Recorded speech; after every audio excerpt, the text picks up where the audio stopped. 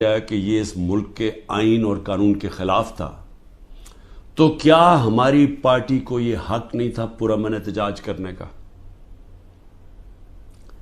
اب تو اگر ثابت ہو گیا نا کہ یہ قانون توڑ کے مجھے وہاں سے اغوا کیا گیا اور جس طرح مجھے ذلیل کیا گیا، تو کیا ایک ملک کی سب سے بڑی پارٹی کے سربراہ کو جب اس طرح اسے کیا جائے تو کیا اس کی پارٹی کو حق نہیں تھا پرامن احتجاج کرنے کا؟ اور یہ میں پھر واضح کر دوں، آئین ہمیں کہیں جگہ پہ روکتا نہیں ہے پرامن احتجاج سے، کہ جی کنٹونمنٹ میں احتجاج ہو یا جہاں بھی ہو، ہم کہیں بھی احتجاج کر سکتے ہیں۔ یہ ہمیں آئین ہمیں حق دیتا ہے، ہمیں توڑ پھوڑ کا حق نہیں دیتا، ہمیں جلانے کا حق نہیں دیتا، اور وہ سارے ہم سب اس کی مذمت کرتے ہیں۔ میں نے سپریم کورٹ میں جب مجھے بتایا چیف جسٹس صاحب نے، میں نے اس کی مذمت کی اور انہوں نے وہ لکھا اپنے آرڈر کے اندر، اور میں نے کہا کہ 27 سال میں آج تک میں نے کبھی اپنی جماعت کو یہ نہیں کہا کہ کسی قسم کی انتشار کے اندر شامل ہو۔ میری سٹیٹمنٹس ہیں، جب ہمارے سے ظلم بھی ہوا 25 مئی کو، جب ہمارے اوپر جس طرح انہوں نے ہمارے ساتھ ظلم کیا کہ ہمیں بگر کراؤڈ ہے ان کا ڈنڈے مار کے ٹھیک کرو، عورتوں کے اوپر، بچوں کے اوپر جو ہمارے نکلے ہوئے تھے پرامن احتجاج کے لیے، ان کے اوپر جو انہوں نے تشدد کیا، میں نے اگلے دن اسی دن رات کو ہوا، صبح کو میں نے اپنا دھرنا کینسل کر دیا، اور میری اس تقریر سن رہے ہیں، میں نے ادھر کہا کہ میں انتشار نہیں چاہتا۔ 26 نومبر کو 4 لاکھ لوگ جمع ہوئے پنڈی کے اندر، اور وہ سارے تھا کہ ہم نے پرامن ایک مارچ کرنی ہے وہاں سے اسلام آباد۔ وہاں جنہوں نے 30,000 پولیس جمع کر لی، تو مجھے پھر پتا تھا کہ انہوں نے ہمارے ساتھ وہی جو 25 مئی میں انہوں نے اس باری پھر وہی کرنا ہے، اور مجھے خوف تھا کہ اتنی زیادہ پبلک ہے اور وہاں خون خرابہ ہوگا۔ میں نے کینسل کر دیا، میں نے اسلام آباد کی مارچ 26 نومبر کو کینسل کی، اور اس کے بعد یہاں 8 مارچ کو جب ہم پرامن ہماری الیکشن کی ریلی نکلنے شروع ہوئی، انہوں نے اس کے اوپر جب حملہ کیا، پھر وہ میں نے ریلی کینسل کی، میری تقریر ہے۔ تو میں نے تو ہمیشہ پرامن احتجاج کی بات کی ہے 27 سالوں سے، تو وہ سامنے آ گیا۔ سپریم کورٹ کی ججمنٹ بھی ہے کہ مجھے تو جب پہلی دفعہ پتا چلا میں نے تب کہا، مذمت کی۔ اور اس کے علاوہ اب یہ جو ہمارے لوگوں کا احتجاج ہے، اس کو غداری کہہ دیا گیا ہے کہ ملک سے غداری ہوئی ہے۔ اب میرا سوال یہ ہے کہ غداری کس نے کی؟ کیا ڈنڈے مار کے ایک پارٹی کے سربراہ کو اور اس کے لوگوں کو مار کے اور غیر قانونی طور پہ اغوا کرو، اور پھر ہم سمجھیں کہ جی وہ بھیڑ بکریوں کی طرح چپ کر کے بیٹھ جائے گی پارٹی؟ وہ احتجاج بھی نہیں کر سکتی، وہ احتجاج کرے تو وہ غداری ہوگی اب، اور ان کو ساروں کو جیلوں میں 48 گھنٹے میں 10,000 لوگوں کو جیلوں میں ڈالا، سینئر لیڈرشپ ساری جیل میں، ابھی ساری انڈر گراؤنڈ ہے۔ 9 مئی سے اب تک ہر روز لوگوں کو اغوا کیا جا رہا ہے، ہر روز لوگوں کے گھروں میں جاتے ہیں، رشتہ داروں کے گھروں میں جاتے ہیں، گھر توڑتے ہیں، پولیس گھر لوٹتی ہے، ساتھ نامعلوم افراد آتے ہیں، چوری کرتے ہیں۔ میاں اسلم اقبال کی بیٹی کے سارا جہیز چوری کر کے لے گئے۔ کل وہاں بنو کا ہمارا ایم پی پختون یار 40 لاکھ کا وہاں اس کے گھر پہ سونا پڑا ہوا تھا، زیور پڑا تھا، وہ چوری کر کے لے گئے۔ یہ کون سی دنیا میں اس کی اجازت ملتی ہے؟ کون سے قانون کے تحت؟ اور صرف سزا مل رہی ہے کہ جی آپ نے 9 مئی کو احتجاج کیوں کیا؟ کیونکہ اب تو واضح ہو گیا نا کہ ہمارا احتجاج جائز تھا، کیونکہ غیر قانونی طور پہ، پھر سے میں کہتا ہوں، آئین توڑ کے مجھے اٹھایا گیا ہے، اور جس طرح اٹھایا گیا ہے اس کا ریاکشن آنا تھا۔ اور میرا اگلا سوال ہے کہ کس نے پلان کیا سب کچھ؟ کیونکہ یہ جس نے بھی پلان کیا، کیا وہ چاہتے تھے کہ یہ ریاکشن ہو؟ کیا یہ جان کے کیا گیا؟ کیونکہ اور طرح کی بھی تھے، اگر پکڑنا تھا وارنٹ دکھاتے پولیس۔ میں نے چلنے سے پہلے کہا کہ اب مجھے پکڑنا ہے تو وارنٹ دکھاؤ، پولیس آ کے لے جائے، تو وہاں سے اس طرح بھی۔ لیکن کیوں یہ جان کے کیا گیا؟ اور مجھے یہ شک ہے پری پلان تھا سب کچھ، یہ ریاکشن پتا تھا اس کا ریاکشن ہونا ہے، اور اس ریئیکشن سے پہلی تیاری کی ہوئی تھی کہ اس کے بعد کرنا کیا ہے، کیسے انہوں نے تحریک انصاف کو کرش کرنا ہے، جو ابھی تک کوششیں ہیں. اور پھر ابھی تک میں آخری 2 سوال پوچھتا ہوں کہ ابھی تک کیوں نہیں انڈیپینڈنٹ انویسٹیگیشن ہوئی کہ جو یہ کور کمانڈر کا گھر جلایا گیا ہے اس کے پیچھے کون تھا؟ کیوں نہیں انڈیپینڈنٹ انویسٹیگیشن؟ کیونکہ یہ کوئی نہیں ہوتا کہ جی آپ ہی فیصلہ کریں کس نے کیا اور آپ ہی پکڑ کے ان کو سزائیں دے دیں.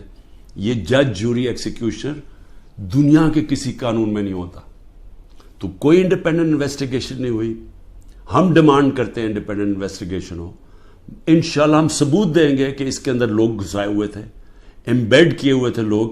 جس طرح میرے گھر کے باہر پلان بنا ہوا تھا کہ انہوں نے پولیس کے دونوں اسلام آباد آئی جی نے لوگ تیار کیے ہوئے تھے، پولیس والے چند تھے، یہاں لاہور کے آئی جی نے پلان کیا ہوا تھا، اور انہوں نے مل کے یہاں سے گولی چلانی تھی پولیس کے اوپر، انہوں نے پھر پورا اٹیک کرنا تھا واپس. یہ سارا پلان بنا ہوا تھا جو میں نے 22 مارچ کو پبلک کو پہلے بتا دیا. تو یہ بھی ایمبیڈ کیے ہوئے تھے، لوگوں کو اندر گھسایا ہوا تھا ہمارے، کیونکہ ہر جگہ سے، کیونکہ میں نے جب بعد میں پوچھتا گیا کہ یہ ہوا کیا ہے، ہر جگہ سے ایک آئے کہ جی لوگ تھے، کئی لوگ اندر گھسے ہوئے تھے، وہ اشتعال دلوا رہے تھے لوگوں کو. اور پھر ہر جگہ سے ایک چیز آئی کہ جی یہ جو ریڈیو پاکستان جلا یہ کوئی ماچس کی تیلی سے تو نہیں جلا. جو میاں والی کے اندر جہاز چوک جو سب کو فخر کرتے تھے، وہ سیبر جو لگا ہوا ہے میاں والی میں، اس کو کس نے جلایا؟ ایلومینیم کیسے جل سکتا ماچس سے؟ کوئی پلان ہی تھا نا. تو چلیں ہم غلط ہو سکتے ہیں، لیکن انڈیپینڈنٹ انویسٹیگیشن تو ہونا چاہیے نا اس کا. وہ کیوں نہیں ہو رہا؟ اور مجھے افسوس ہے کہ جو فضا بنائی ہوئی ہے کہ غدار پوری پارٹی کو غدار بنایا ہوا ہے، اس فضا کے اندر یہ نہیں ہونے لگا. یہ جو اس وقت جنگل کا قانون پاکستان میں ہے یہ نہیں ہوگا.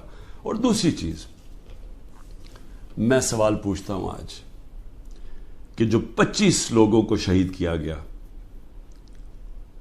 جس میں سے 16 ہمارے پاس ایڈریسز ہیں، باقی 9 غائب ہیں، کیونکہ ہمیں خوف ہے کہ اس طرح یہاں اس وقت خوف پھیلایا ہوا ہے، جو یہ جو ظلم کا نظام بنا ہوا ہے اس کے اندر وہ پولیس پہنچ جاتی ہے. یہ 16 کا بھی بڑے مشکل سے ڈر کے ان کے رشتہ داروں نے بتایا، ان کے نام دیے ہیں، پتہ دیے ہیں، جو 16 لوگ شہید کیے گئے ہیں.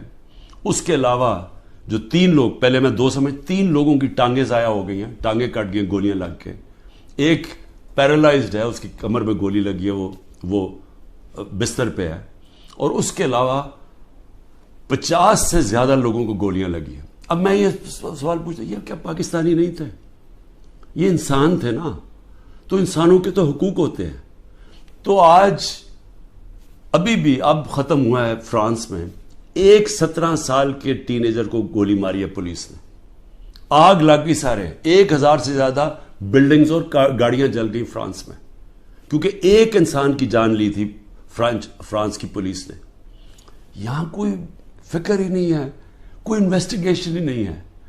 سب نہتے تھے، کسی پولیس والے کو، کسی رینجر کو کوئی گولی نہیں لگی. اس کا مطلب یہاں سے تو کوئی فائرنگ نہیں تھی. تو کیا پہلے ایک غیر قانونی اور آئینی غیر آئینی چیز کی جاتی ہے جس کا ریئیکشن ہوتا ہے؟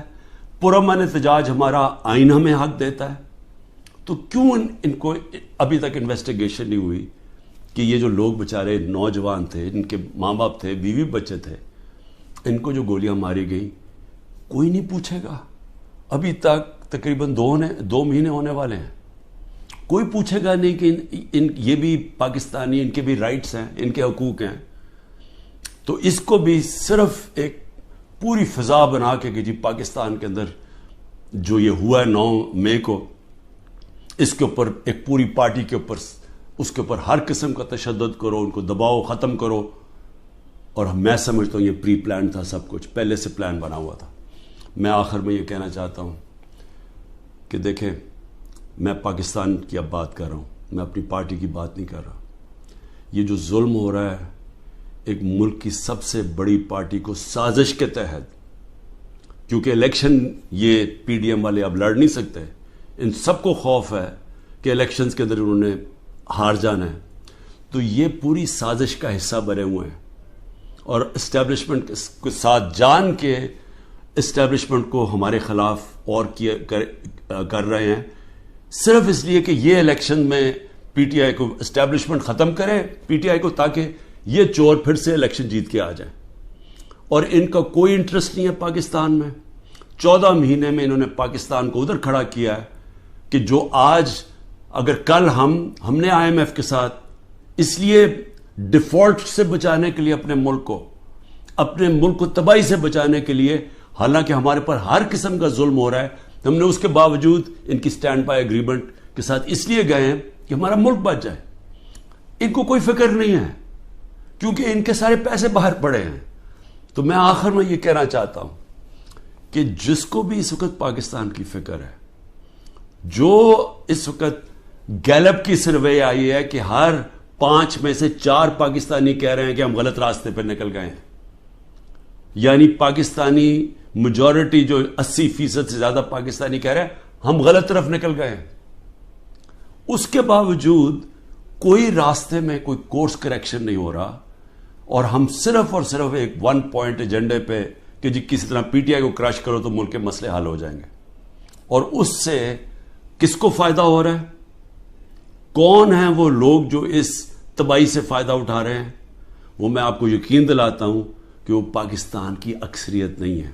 یہ تھوڑے سے لوگ ہیں جو قبضہ کر کے بیٹھے ہوئے ہیں وسائل پہ، جو قانون کے اوپر بیٹھے ہوئے ہیں، اور وہ صرف اور صرف چاہتے ہیں کہ ہمارا یہ جو قبضہ یہ برقرار رہے، ملک جائے بہاڑ میں، کیونکہ ان کے پیسے باہر پڑے ہوئے ہیں. پاکستان زندہ باد.